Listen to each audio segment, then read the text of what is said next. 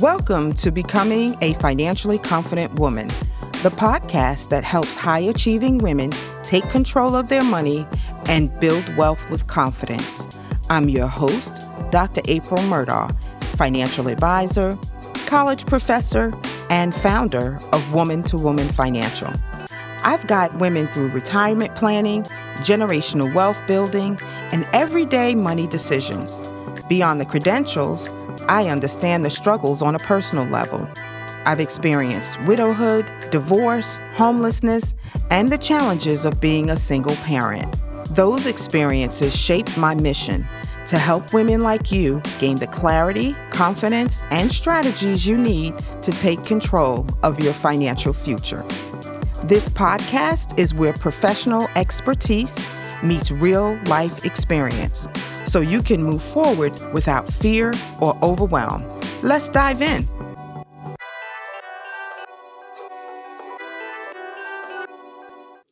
Hey everyone, this is Dr. April Murdaugh here, coming to you with another episode of Becoming a Financially Confident Woman. Today we're going to talk about a topic that I think is important, and I get this question all the time from folks. So I left my job and my 401k is there. What do I do with it? So listen, according to recent data, the average American changes jobs multiple times throughout their career. I know that I have.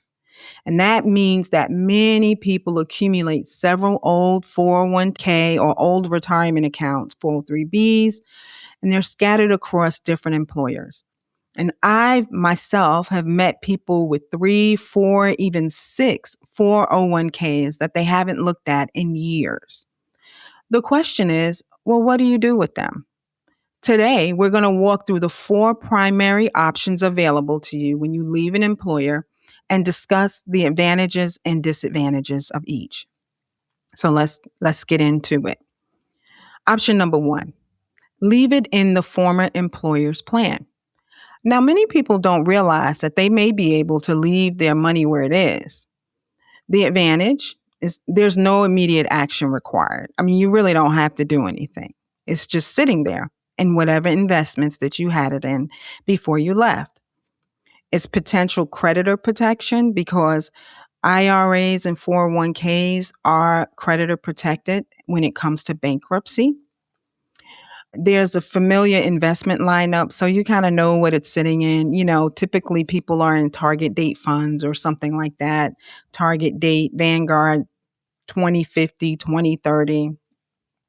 And then the other advantage is that institutional pricing. So when you're in a 401k plan, the mutual funds, they're not priced on an individual level. They are priced institutionally, which is at institutional rates, which is typically lower than, let's just say, an individual just buying mutual funds.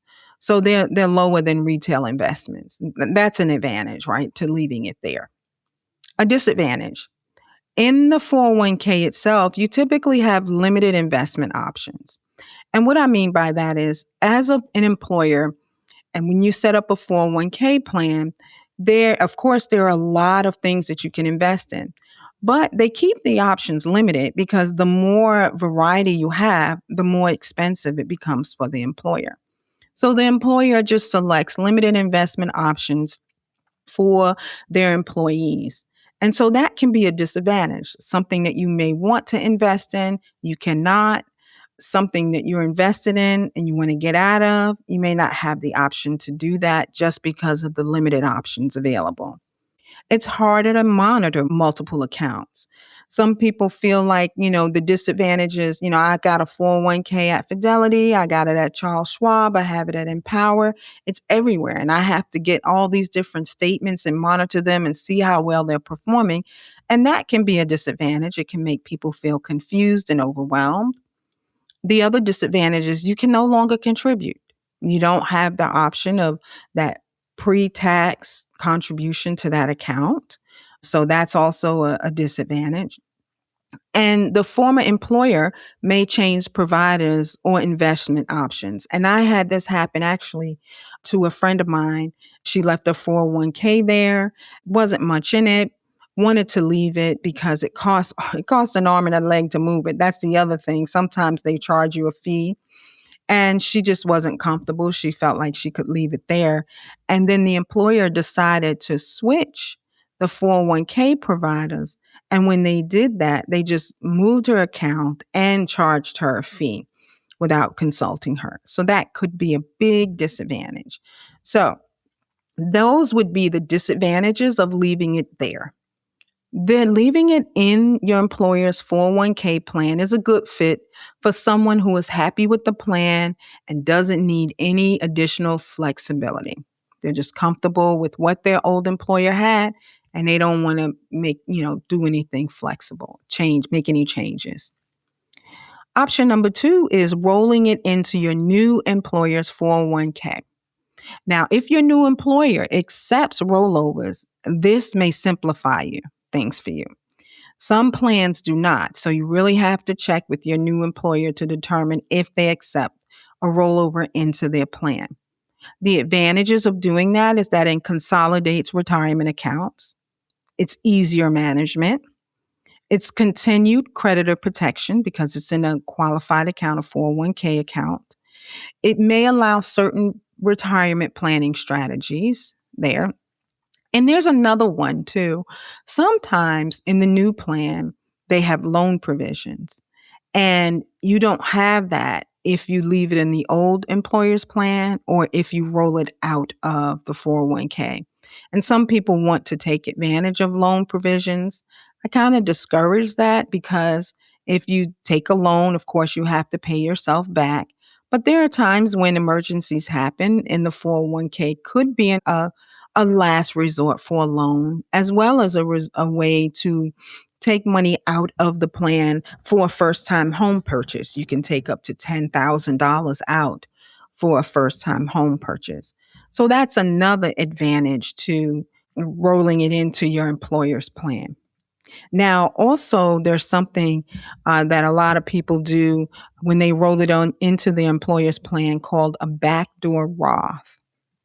So a backdoor Roth is a legal strategy that allows high income earners to get more money into a Roth IRA even when their income is too high to contribute directly. You see, the Roth IRA has contribution limits. And if you make over a certain amount of money, you cannot contribute to it. The only other way that I tell my clients is if your employer has a Roth 401k there, then yes, you can contribute. And how it works is you contribute money to a traditional IRA, and then you convert that money into a Roth IRA. If it's done correctly and you don't have any other pre-tax IRA balances, there may be little or no tax due based on, on the conversion. So when you convert, this is very tricky, and you have to make sure you're working with an advisor and a tax professional that understands how the conversion can impact you. Why do people do backdoor Roths? Because Roth IRAs, they grow tax-free, and qualified withdrawals in retirement are tax-free. And in retirement, there's no required minimum distributions during your lifetime. For instance, when you have your 401k account and you retire and you roll it over into an IRA, well, that traditional IRA is, of course, going to be taxed because it wasn't taxed when the money went in. And two, when you become RMD age, they have something called the required minimum distribution. Right now, it's set at 73. I believe it's going to go up in the next few years to maybe 74. But nevertheless, when you get that age, the government says, even if you do not need this money, we're going to do a calculation and require that you withdraw this money out of your IRA and take it as income so that you can pay taxes on it. If you have your money in a Roth IRA, that does not happen to you. So It is a good strategy to have because, again, all of that money in the Roth IRA, if structured properly and done in the right time frame, it has to be done at least 5 years before retirement, then those benefits are available to you. So I want you to understand that that is a strategy and that can be an advantage when it comes to rolling the 401k into your employer's plan, into your employer's 401k. The disadvantages, again, limited investment choices, and some plans have higher fees than others. Believe it or not, you do pay fees in a 401k plan. You're paying for them to manage the plan, and the fact that you have access to these mutual funds. Inside of those funds, there are expenses that you, the consumer, are paying. Doesn't matter. I don't care. You still got to save in a 401k. It is the best way to do things. Hey, ladies, I want to take a quick pause to share something exciting with you. If you've been enjoying these conversations and you're ready for a community of like minded women who are growing, thriving, and building wealth together, then you need to join us in the Prosperous Woman Collective on Facebook. It is a safe space where ambitious women connect, share resources, celebrate wins, and encourage each other on the journey to financial confidence and prosperity. You don't have to walk this journey alone. Come be a part of the sisterhood. Just search Prosperous Woman Collective on Facebook and request to join today. I cannot wait to welcome you in. Okay. Option number 3, roll it into an IRA. So this is the option that most people hear about a lot, right? Everybody tells you, well, if you have a old 401k, you want to roll it into an IRA. And the advantages of doing that is you have thousands of investment choices open to you. You have greater flexibility. Also, you can consolidate everything into one account. So if you have those 6 401ks floating around everywhere, you can consolidate it into one account. And then there is more personalized investment management, which is what I typically do. So I typically work with my clients every year and make sure that the investment strategies that they're currently in their IRA makes sense based on their risk tolerance profile. In a 401k, typically they don't do that frequently. They don't monitor it as much as an independent advisor would. So let's talk about the types of IRAs because I said that before and you're like, okay, IRA. An IRA means an individual retirement account. And there are 2 types. There's a traditional and there's a Roth. Now, a traditional IRA will hold all that 401k money that you didn't pay taxes on. So when you contributed to your 401k plan, you contributed to the plan before the IRS took its tax money out. And because of that, when you roll it out into an IRA, you must roll it into a traditional IRA. Now, if you decide to put it in a Roth IRA, the IRS requires that you pay taxes on that money based on your current tax bracket. And then you can put it into the Roth.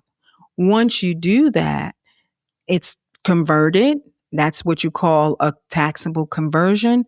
It's converted. And now when you go to retire, that money is tax-free in the Roth. The gains are tax-free and the money you put in there are tax-free. In the traditional, when you go to get your money out in retirement, remember, you never paid taxes on it, so the government wants its money. Now, a common mistake, I see it all the time, is people roll over their 401ks into a traditional IRA and they receive the check personally instead of using a direct transfer, which is a trustee-to-trustee transfer. Let me explain what that means. So let's just say you left your job and now you decided that you want to roll your 401k into an IRA. You want someone to help you with strategy. You want someone to help you have the right investment choices for you. You want someone to help you to do some Roth conversions so that your retirement can be tax free. And so you notify your 401k company that you want to roll your account over into an IRA. The 401k company will typically say, all right, we will need to send you a check. Well, if the check is made just to you, if it just has your name on it, April Murdaugh on it, that counts as a distribution. And at the end of the year, you will get a 1099 form letting you know that you have to pay taxes on that you receive that as income. But if they make the check payable to the new company that will be holding those funds, Charles Schwab, Fidelity, so the check typically should say Charles Schwab for the benefit of April Murdaugh.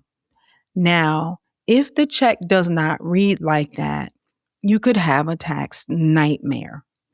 The other option is they can electronically send the money to the new traditional IRA company, and that's a direct trustee-to-trustee transfer. So again, if the check is made payable just to you, taxes may be withheld, and those mistakes become costly. Also, there's a timeline. So if they send you the check, you have no more than 60 days to make sure that check is deposited into the new IRA account, or again, it will count as a distribution and you will have to pay taxes on that. Now, the fourth option you have is cashing it out. Cash out the 401k. A lot of people do that for whatever reasons. That technically that is an option. It's not a good option. I don't think it's a good option, but it is an option. And I have to make sure that I tell you all the options available to you. But let's talk about the consequences of that option. First of all, you're going to pay ordinary income taxes, which means whatever tax bracket you fall into now, that money will be added to your current income and you will pay taxes on that. So if you make $250,000 a year and you cash out a $250,000 401k, you are going to have to pay taxes on $500,000. And if you are under 59 and a half, you will also pay a 10% early withdrawal penalty. The other issue is you lose future tax deferred growth. I mean, you just lost a whole bunch of money by cashing it out. So let me give you an example. A $100,000 401k can generate a significant tax bill and leave less available after taxes. Now, I just gave you that example with the 250. Don't cash it out. I mean, I know it's an option and you can do it. And at the end of the day, I tell my clients, listen, this is your money. This is not my money. I have to tell you the advantages and the disadvantages of your actions, but it's your money. Just know that you will have to pay taxes on that money. So I want to give you some common mistakes I just want you to avoid. Okay. Mistake number one is forgetting about old accounts. You know, I have people come to me and they don't open their mail or they forgot, the job 3 jobs ago and then remembered that they contributed to the 401k or contributed to a simple or SEP or something like that. You can't forget about old accounts. Really think about the companies that you worked at that you no longer work at and find out if you have an old 401k sitting there. The second mistake is not reviewing beneficiaries. Oh my goodness. This is a big one. One of the things that you can do to avoid probate is make sure that you have beneficiaries on all of your retirement accounts, all of your insurance accounts, all of your pensions. You need to make sure every year you need to also review your beneficiaries or every life event, a death, sickness, something happens, a loss, a change of residence, a divorce, whatever, a life event, or every year, whichever comes first, you need to make sure you review your beneficiaries. Mistake number 3 is rolling everything over without considering the fees and investment options. So, of course, as an advisor, when a client moves their money over to me, I am managing the money. I am investing the money based on the client's tolerance profile. And there is a fee inside of the account that is charged for me to do that. It requires a lot of skill, it requires a lot of risk, and I need to understand what I'm investing your funds in, monitor them, and continue to rebalance to keep the investments in line with your risk tolerance. And so there are fees when you roll it over working with an advisor. And I've heard people say things like, "Oh, I'm not going to pay 1%. I can do it myself," and all of that. And you may be able to. I'm not going to discount that. You may be able to. A majority of the people just don't have the time to do the work, and so that's why we do it. So got to be careful. You need to, understand what those fees are. So when you decide to roll those funds over, talk with the advisor, understand what those fees are, and understand what are you getting for those fees? What is the value they're providing for those fees? Mistake number 4, failing to understand the tax consequences. I'm telling you, at tax time, people fail to understand the consequences. They forget that they took the check or they cashed out the 401k or they just took a withdrawal from their 401k plan or IRA plan and they're not yet 69 and a half and it costs them tax, taxes. They got to pay taxes on that money. So you really need to understand the tax consequences of your actions. And mistake number 5 is making emotional decisions through a job transition. I had a client years ago that transitioned, retired from a job, decided to roll her funds over into an investment account, a traditional IRA, as well as we established a pension for her. So we moved a portion into the market and we moved another portion into a pension that gave her guaranteed lifetime income. And for some reason, she wanted to do all these different things and she started withdrawing the money out of her account to the tune of taking it down to zero, her whole retirement account. She was making emotional decisions, investment decisions that people were telling her, cryptocurrency and all those things, especially when it came out. And it was cool. And at the time, I did not invest in cryptocurrency. That is not my jam. I'm not going to take your money and research and try to figure it out and then invest it. If I don't know it and I don't understand it, I'm not doing it. And so because I did not do that at that time, she was listening to somebody else and withdrew all of her money out of her account. The tax consequences were a nightmare for her. So I really need you to understand the consequences of doing that, of being emotional, of, oh my gosh, I retired and I have $500,000 and oh, I have all this money. You have to make sure that that money can last you through retirement. You have to be smart about that. So an old 401k isn't just an account from a previous job. It's part of your future retirement income. And before you move the money, ask yourself, do I need better investment options? Am I trying to consolidate accounts to make it easier? Could this impact future Roth strategies that are available to me? What are the fees? What are the tax consequences? You see, the right answer depends on your goals, on your tax situation, and on your overall financial plan. You really need to understand that. So, if you have an old 401k and you're just not sure of what option makes the most sense for you, Schedule a consultation with Woman to Woman Financial. We'll help you evaluate your choices, understand the tax consequences, and determine how that account fits into your overall retirement strategies. Now, also have a disclaimer. This podcast is just for educational purposes only and should not be constituted as individual investment or tax or legal advice. I want you to consult with qualified professionals regarding your specific circumstances before making financial decisions. I hope you learned some valuable information today. Stay tuned for another episode of Becoming a Financially Confident Woman, hosted by me, Dr. April Murdaugh, CEO and founder of Woman to Woman Financial. Again, if you need our help, our contact information will be in the show notes. Have a great day. Thanks for listening to Becoming a Financially Confident Woman.